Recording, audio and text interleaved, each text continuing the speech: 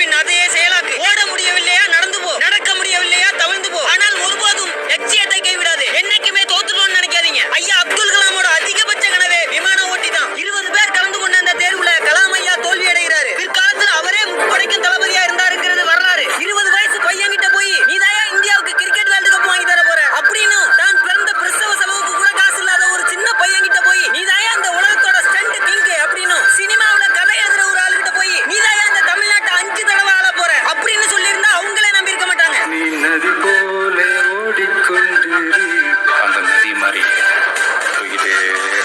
விமர்சனங்களை உரமாக்கி அதில் உங்கள் லட்சியத்தை மரமாக்கி முன்னேறுங்கள், வெற்றி பெறுங்கள். நாளை நமதே. கனவுகளை தொலைத்து விட்டு பின்வாங்க கூடாது.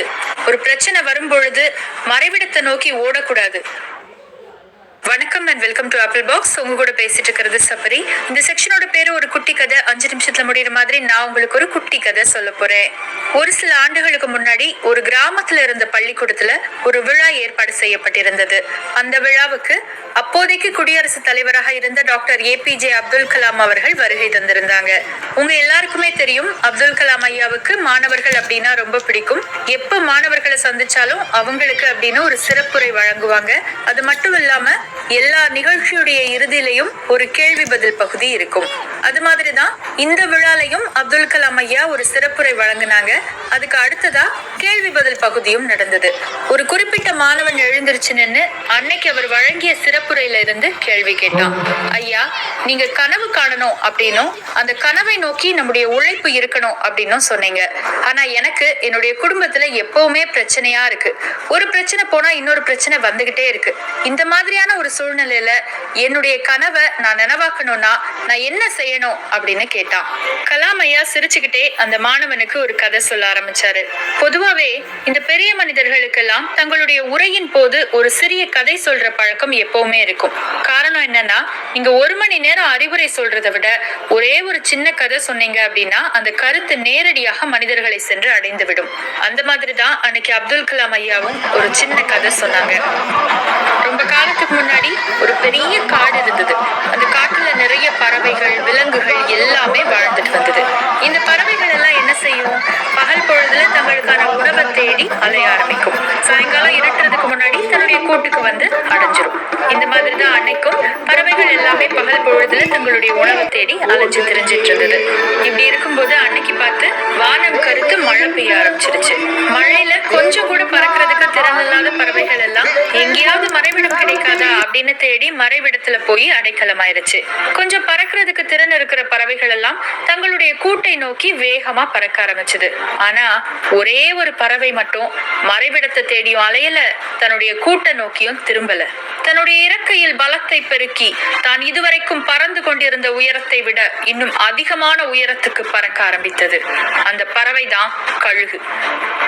அப்படி அந்த பறவை பறந்துட்டு இருக்கும் போது கீழே தங்களுடைய கூட்டை நோக்கி திரும்பிக்கிட்டு இருந்த மற்ற பறவைகள் எல்லாம் மனசுல நினைச்சுக்கிச்சான், என்ன இந்த கழுகு, இதுக்கு அறிவே கிடையாதா?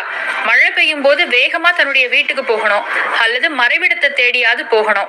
இது ரெண்டுக்கும் இல்லாம இப்படி வேகமா மேல பறந்துட்டு இருக்கே அப்படின்னு. ஆனா இத பத்தி எல்லாம் இந்த கழுகுக்கு பயமே கிடையாது. மழையில நனைஞ்சுக்கிட்டே 2 மடங்கு பலத்தோட உயர உயர பறந்துகிட்டே இருக்கு. இப்படி உயரமாக பறந்த கழுகு கடைசியாக மழை மேகங்களுக்கும் மேலாக பறக்க ஆரம்பித்தது. நம்மள பலருக்கும் தெரிஞ்சிருக்கும், மழை மேகங்கள் இடித்து மேகங்களுக்கு கீழே தான் மழை பெய்யும். அந்த மேகங்களுக்கு மேல எந்த மழையும் கிடையாது. இந்த கழுகு மேல இப்ப ஒரு சொட்டு மழை கூட படல. மிகவும் தைரியமாக எந்த மழையிலும் நனையாமல் தன்னுடைய இறை தேடும் பணியை தொடர்ந்தது அந்த கழுகு. இப்படிதான் நீங்களும் இருக்கணும்.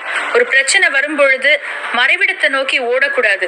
மழையில நனைஞ்சிடக்கூடாதுங்கிறதுக்காக கூட்டுக்கு திரும்பிய பறவைகளை போல உங்களுடைய கனவுகளை தொலைத்து விட்டு பின்வாங்க கூடாது.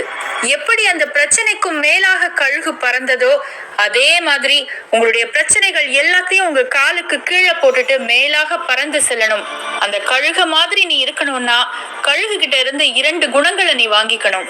மழையில நனைஞ்சுக்கிட்டே மேல மேல பறந்துட்டு இருக்கும் போது மற்ற பறவைகள் எல்லாம் கூட்டுக்கு திரும்பிட்டு இருக்கே, நம்ம இப்படி மேல பறந்துட்டு இருக்கோமே, நம்முடைய முடிவு சரியானதா அப்படிங்கிற குழப்பம் ஒரு நாளும் கழுகுக்கு வராது. அந்த அளவுக்கு கழுகுக்கு மன வலிமை உண்டு. 2 மடங்கு பலத்தோடு மழையில பறக்கணும் அப்படின்னு சொன்னா அந்த கழுகுடைய இறகுகள் அத்தனை வலிமையானதாக இருக்கணும். ஒரே நாளில் அந்த வலிமை கழுகுக்கு வந்து விடவில்லை. ஒவ்வொரு நாளும் மீண்டும் மீண்டும் உயரத்தில் பறந்து பறந்துதான் அந்த வலிமை கழுகுக்கு வந்தது. அதே மாதிரி நீங்களும் தேவையான பயிற்சிகளை தொடர்ந்து எடுத்துக்கிட்டே வரணும். நீங்க எந்த துறையில் முன்னேறி செல்லணும் அப்படின்னு நினைக்கிறீங்களோ அந்த துறைக்காக தினம் தினம் பயிற்சிகள் எடுத்துக்கிட்டு மனம் தளராம உழைச்சுக்கிட்டே இருங்க. நிச்சயமாக வெற்றி உங்களுடைய பக்கமாக வந்து சேரும் அப்படின்னு சொல்லி முடிச்சாங்க கலாம் ஐயா. அன்னைக்கு கலாம் ஐயா அந்த